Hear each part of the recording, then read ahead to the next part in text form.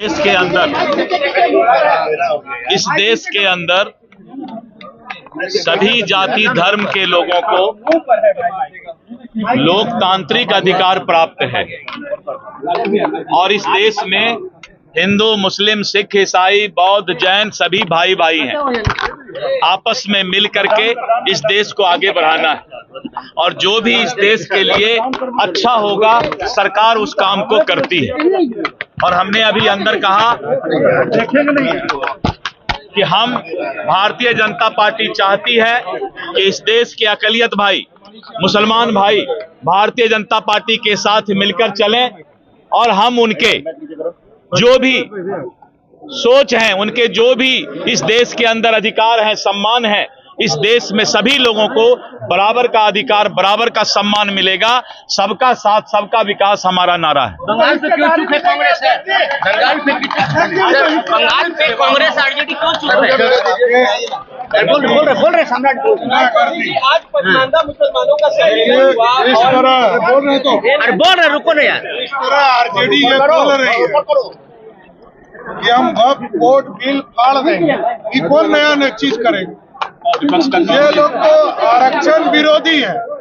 महिलाओं को आरक्षण मिल रहा था अटल जी के समय, तो तब बिल फाड़ दिया था।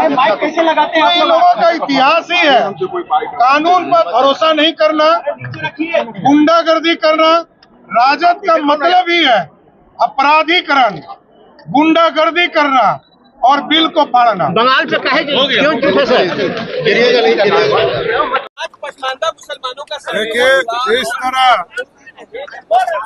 जिस तरह आरजेडी ये बोल रही है कि हम वक्फ बोर्ड बिल फाड़ देंगे, तो ये कौन नया चीज करेगा? ये लोग तो आरक्षण विरोधी है। महिलाओं को आरक्षण मिल रहा था अटल जी के समय, तो तब बिल फाड़ दिया था। तो इन लोगों का इतिहास ही है कानून पर भरोसा नहीं करना, गुंडागर्दी करना। राजद का मतलब ही है अपराधीकरण, गुंडागर्दी करना और बिल को फाड़ना। माना है उसे लागू किया जा रहा है। हाँ, जो लोग, मैं बार बार कह रहा हूँ, जो लोग बाबा साहब अम्बेडकर जी के संविधान को नहीं मानना चाहते, नहीं मानते, जो उनके संविधान के अनुरूप बनाए संस्थाओं को नहीं मानना चाहते, जिसमें से संसद भवन भी है, जिसमें न्याय प्रणाली भी है, जिसमें भारत निर्वाचन आयोग भी है, ऐसी जो भी संस्थाएं, उन संस्थाओं को धत्ता बताना इनका राजनीतिक एजेंडा रहता है। और कुल मिला के ये सभी एजेंडा का सूत्रवाक्य एक ही होता है, हमें वोट चाहिए।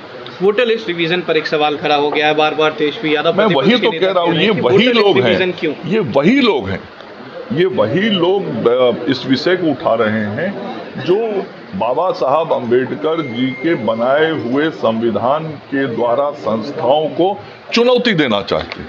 अब बताइए, भारत निर्वाचन आयोग आज 1952 से लेके इस देश में आज़ादी के 73 साल बीते। इन 73 वर्षों में कितने चुनाव राज्यों के, देश के उसी निर्वाचन आयोग ने कराया। आखिर उसी के कारण तो यहाँ की लोकतांत्रिक व्यवस्था जीवंत बनी हुई है, पारदर्शी है।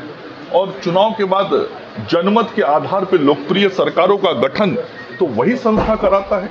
आप आज उसको चुनौती दे रहे हैं। आपके मन के अनुरूप सरकारें जहां निर्वाचित हो जाती हैं तो वो संस्था का सब कार्यकलाप ठीक दिखता है आपको, और जहां जनमत आपके खिलाफ हो जाती है तो फिर आप जनमत का चिंता नहीं करते, वो ध्यान नहीं रखते, उसको स्वीकार नहीं करते, आप संस्था पे प्रश्न चिन्ह खड़ा करते हैं।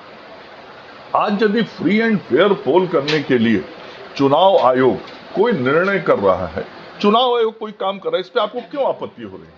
लेकिन हम लोग जानते हैं आपत्ति इसलिए हो रही है कि ये राष्ट्रीय जनता दल वही पार्टी है जिसने इस राज्य के अंदर वोटरों को बूथ से जाने से रोकने का काम किया था। ये वही राष्ट्रीय जनता दल है जिसने सही मतदाताओं के नाम कटवाने के काम किए थे। ये वही राष्ट्रीय जनता दल है जिसके कार्यकाल के समय में चाहे लालू जी हों या राबड़ी जी हों, जो मुख्यमंत्री थे, तो बिहार में जो चुनाव होता था वह खून और गोलियों से सना रहता था। एक अलग कहानी होती थी बिहार के चुनाव की। तो ये तो अपराध के बल पे चुनाव कराने वाले लोग हैं। तो इन लोगों को कैसे अच्छा लगेगा कि कोई चुनाव शांतिपूर्ण तरीके से हो? कोई चुनाव व्यवस्थित हो, न्यायपूर्ण हो, पारदर्शी हो, इन्हें कभी अच्छा नहीं लगेगा। ये ऐसा ही चाहते हैं कि गड़बड़ सड़बड़ होता रहे। तो गड़बड़ सड़बड़ करना तो गलत बात है, और कोई भी संवैधानिक संस्था जो संवैधानिक तरीके से संविधान के द्वारा बनाई गई है, उसके कार्यों को, उसके निर्णयों को स्वीकार करना चाहिए। और यदि कोई सुझाव देना है तो जरूर सुझाव दीजिए आप, लेकिन इस तरह का भाषा बोलना कहीं ना कहीं स्पष्ट तौर पे बाबा साहब अंबेडकर जी के संविधान को ही चुनौती देना है। लेकिन उन्होंने स्पष्ट तरीके से कहा कि सावधान रहना, मुसलमानों का इतना नाम लगा दिया। मैं बार बार कह रहा हूं कि ये वोट के लिए ऐसी भाषा का इस्तेमाल करते हैं। आप बताइए, आप सब भी पत्रकार बंधु हैं, क्या इस देश के अंदर जो विभिन्न धर्म संप्रदाय के हमारे लोग हैं, सभी राज्यों में, बिहार में भी, सभी धर्म संप्रदाय के लोगों का नाम है कि नहीं मतदाता सूची में? रहना ही चाहिए। जो भी योग्य मतदाता संवैधानिक दृष्टि से हैं, जिनको जनमत का अधिकार है, निर्वाचन आयोग भी तो यही कह रहा है कि भाई आप अपना सारा जानकारी दे दो। तो यदि जानकारी मांगा जा रहा है तो इसमें क्या गलत है? और मैं भी कहता हूं कि समाज